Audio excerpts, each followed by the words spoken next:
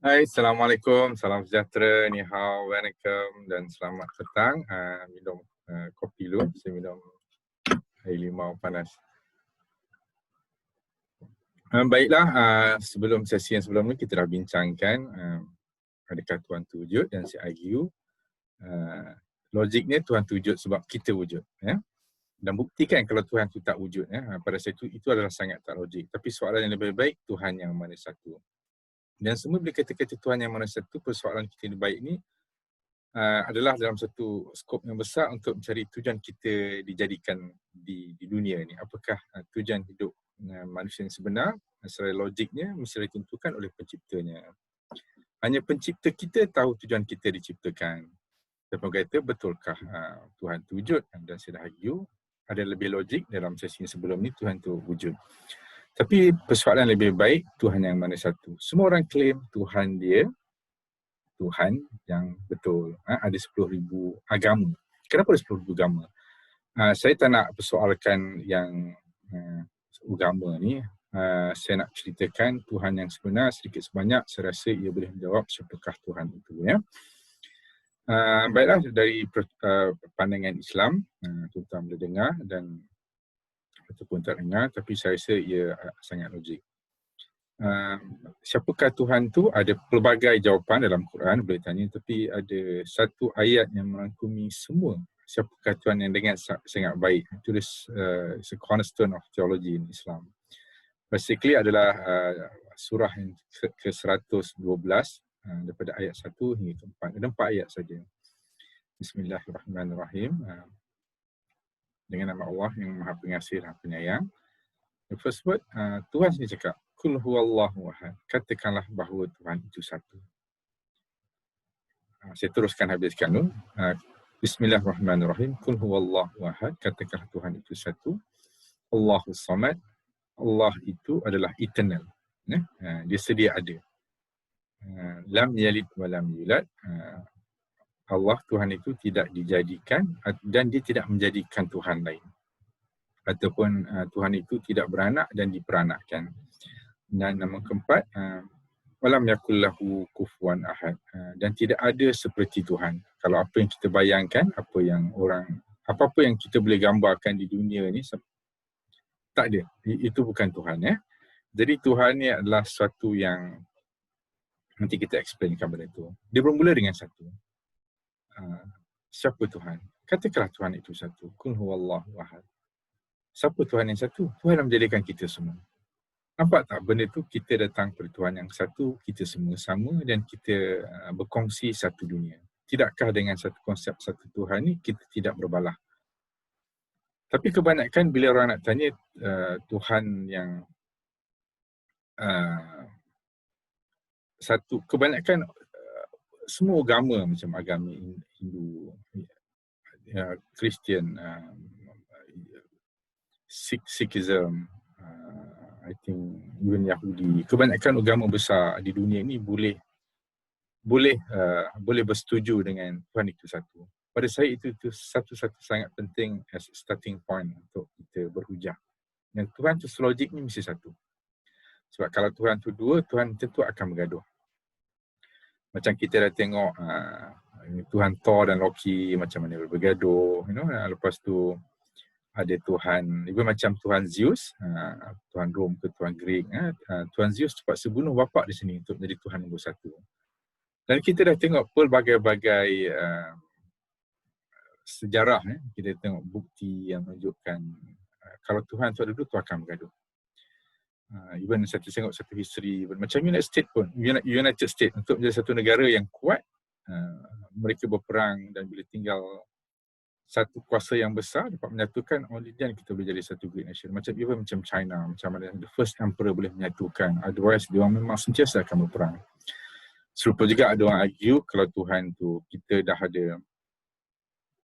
Bayanglah kalau macam Malaysia ni ada satu Perdana Menteri pun kita dah ada macam-macam masalah dan ramai semua nak jadi Perdana Menteri, semua berebut kuasa kan.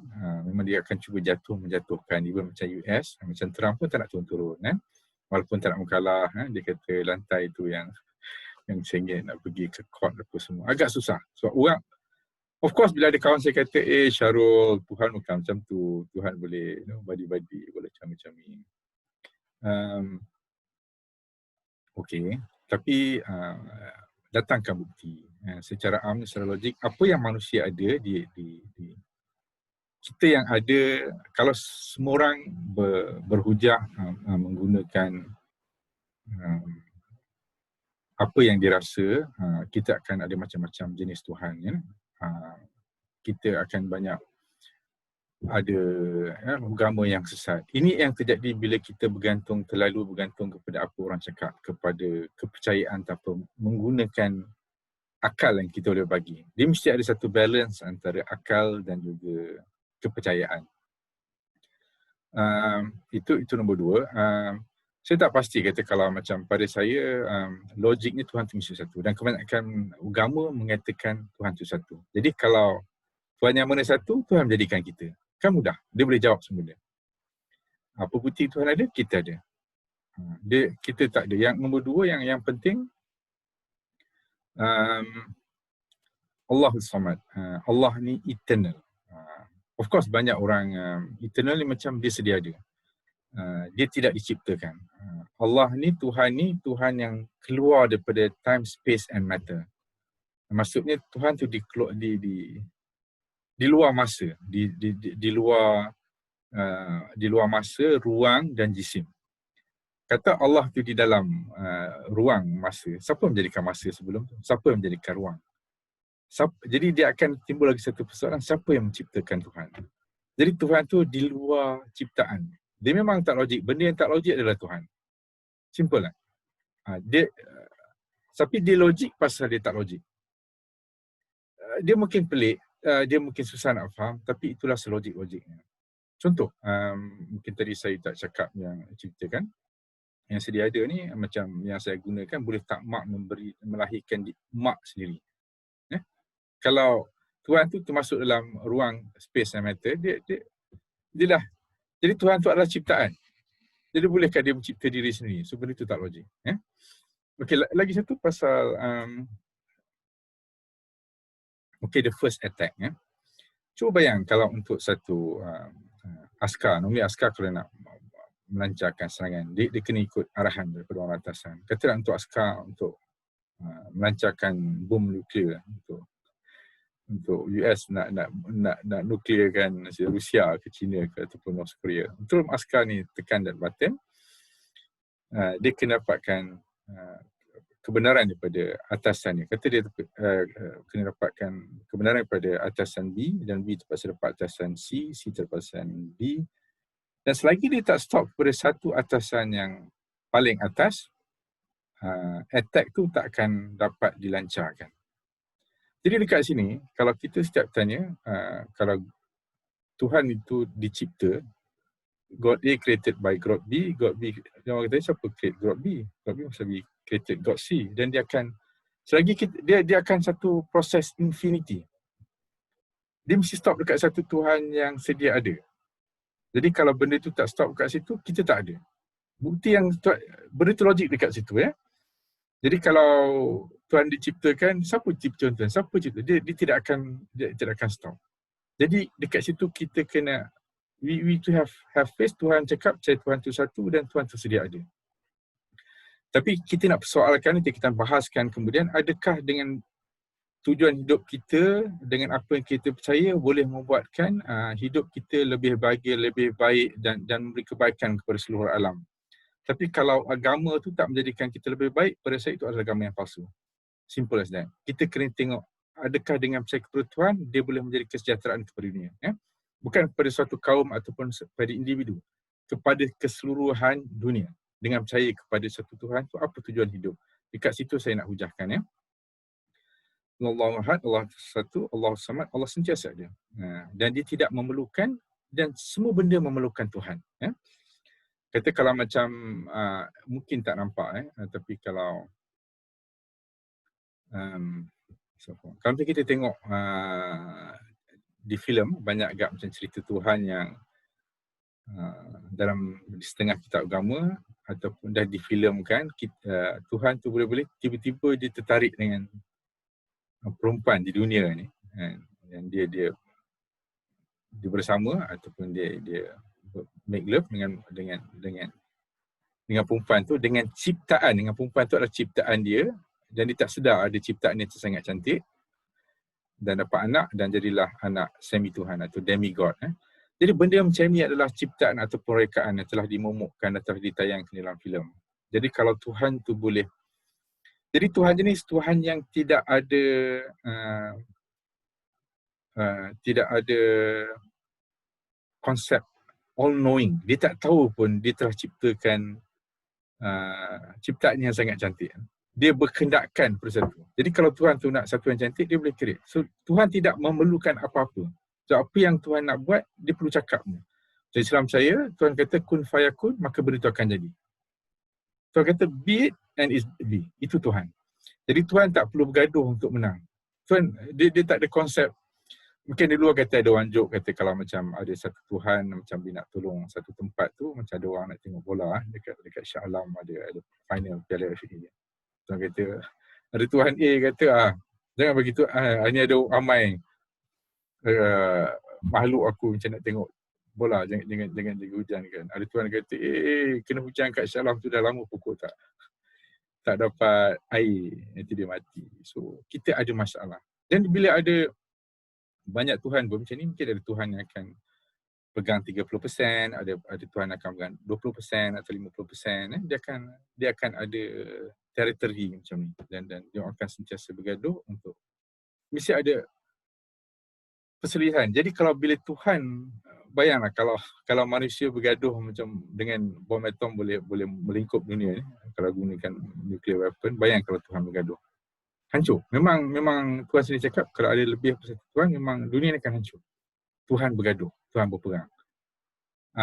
Dia kata untuk mengatakan kuta Tuhan itu tak berperang, bayangkanlah macam katalah kebanyakan dia macam Kristian pun percaya banyak, especially Kristian dan Islam percaya ada judgment day, hari pembalasan. Kalau sampai kat pembalasan tu, kita kata Tuhan ampunkan aku. Dia tak ampun. Kita boleh pergi kat dia. Satu Tuhan ni, Tuhan ampunkan dia. Tuhan itu. Dia tak ampunkan aku. Jadi macam, kat mana Tuhan mana satu aku nak minta ampun. Benda tu tak apa logik. Macam, Tuhan ni tak bagus. Sebab Tuhan saya nak ampunkan. Kalau aku tak, that create satu benda yang tak apa logik kalau Tuhan tu ada lebih daripada satu. Itu dia. Tuhan sentiasa dia tak memerlukan. Dia memang eternal. It's always there. Outside time, space and matter. Nombor 3, Tuhan tu tidak beranak, tak melahirkan anak dan tidak diperanakkan. Dan bayangkanlah kalau macam ini kebanyakan ada konsep-konsep Tuhan yang di Greek ke Zoom ke Ancient Greek pun ada Tuhan yang beranak. Bila beranak diciptakan baby God. Baby God come here, dia akan ikut mak dia, apa mak suruh. Kat bapak dia Father God Tuhan yang lebih kuat. Dan sampai satu masa, dan kalau ikut Ancient Greek God ni, memang bapak dia terpaksa, anak dia bila dah besar jadi kuat, anak dia akan bunuh bapak dia untuk menjadi Tuhan yang nombor satu. Dia boleh govern the whole universe. Super, benda ni dah terlampau bukti yang saya cakap banyak kali, selagi kita ada banyak kuasa yang besar, dia akan sentiasa bertelagah. Logiknya Tuhan tu adalah, otherwise kalau ada Tuhan yang lebih besar, ataupun ada dua Tuhan, dia bukan absolute, dia tak boleh. Tuhan tu tak boleh nak buat apa yang dia nak. Dia terpaksa tanya Tuhan lain, okey tak kalau aku nak buat macam ni? Jadi benda tu jadi tak logik. Dan takkan ada satu benda pun yang kenapa kita perlukan 2, 3, 4, 5 kalau satu tu dah cukup? Jadi dekat situ ada konsep all powerful, all knowing, all fair God. Omnipotent, omnipresent. Otherwise it's not God. Simple as that. Tuhan yang mana satu, Tuhan jadikan aku. Okay. Ilam jadi walam mirad. Lagi satu, bila dah ada Tuhan yang beranak, jadi ada satu Tuhan yang memerlukan. Dia perlukan bini, dia perlukan anak. Jadi ini bukan konsep Tuhan. Tuhan tidak memerlukan apa-apa, tapi semua makhluk perlukan Tuhan. Dia kalau nak bini, dia tak perlukan. Macam nak bini, kenapa dia perlukan benda tu? Tuhan tak perlukan apa-apa. Itulah konsep Tuhan tak memerlukan, dan bila dia Kalau create anak, ada mother god, baby god, father god, grandfather god, they will have Thor, Loki, and dia akan gaduh. Benda itu tak logik. Itu konsep yang tak logik. Lam yalid walam yulad walam yakul lahu kufuwan ahad. Yang ini satu konsep yang saya rasa sangat cantik. Tuhan itu tidak berupa sesuatu yang tidak boleh kita fikirkan. Kalau orang tiba-tiba fikir, dia kata dia jumpa Tuhan. Dia kata dia, Tuhan cakap aku macam ni. Tak boleh. Dia tak boleh. Dia kata Tuhan sebenarnya ada dekat Gunung Jerai. Kita pergi kat sana. Kita sembah dekat sana. Dia tak boleh. Jadi sebab bila satu benda, kenapa Tuhan dekat Gunung Jerai? Kenapa Tuhan bukan dekat Pluto ataupun kat Venus? Apa jadi Tuhan dekat sana? Kenapa ada dekat certain tempat? Jadi kita mengecilkan Tuhan yang menciptakan alam terlalu luas ni. Bila kita rasa Tuhan tu ada dekat satu tempat. Kenapa Tuhan perlu bersama manusia kat tempat tapi bukan dekat tempat lain? Jadi dia tak fair. Tuhan tak perlu ada dekat sini. Dia perlu menciptakan benda macam Nabi tu untuk berurusan dengan manusia. Dan okey, sebenarnya kita tak habis lagi apakah tujuan sebenar. Nanti bila kita masukkan tujuan sebenar ni baru kita nampak sama ada the whole discussion pasal Tuhan yang satu, Tuhan yang sebenar, siapa Tuhan, benda itu logik tak. Kalau sebenarnya sama ada agama itu betul ke tidak, pada saya patut dinilaikan dengan menggunakan akal fikiran kita sama ada benda itu membawa lebih banyak kebaikan daripada keburukan secara am di seluruh dunia. Apa lagi nak cakap tadi?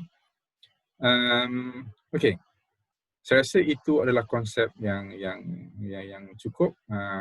Okey, lagi satu, bila dia kata Tuhan itu tidak berupa dengan sesuatu apapun kita boleh imagine, dia tutup segala ruang untuk orang claim, mengaku dia kata dia dah jumpa Tuhan, ini adalah Tuhan. Minta maaf, okey, untuk ateis, memang ateis kata tak ada bukti Tuhan tu wujud. Untuk yang mengatakan Tuhan tu wujud, orang tu kena mendatangkan bukti. Jadi memang Tuhan dekat dalam Islam kata Tuhan tu satu.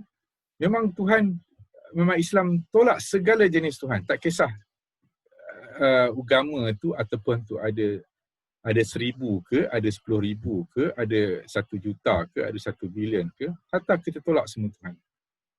Tuhan satu je. Tuhan satu sahaja, Tuhan yang menciptakan kita dan alam ni. Kan mudah. Perlu tak? Apa buktinya? Kita ada. Tuhan yang menciptakan kita dan seluruh alam ni. Jadi kita ada satu that universality, that unifying us. Kita satu, Tuhan satu, agama satu, atau Tuhan satu, manusia satu dan bumi satu dan kita share. Okey, selepas ni Tuhan yang mana satu, mungkin kebanyakan orang tak percaya pada Tuhan pasal dia tak nampak Tuhan.